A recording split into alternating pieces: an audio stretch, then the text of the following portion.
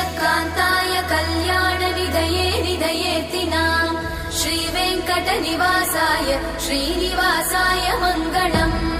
लक्ष्मी सविभ्रमालोकसुभ्रूविभ्रमचक्षुषे चक्षुषे सर्वलोकानां वेङ्कटेशाय मङ्गलम् श्रीवेङ्कटाद्रिशृङ्गाग्रमङ्गलाभरणाङ्गये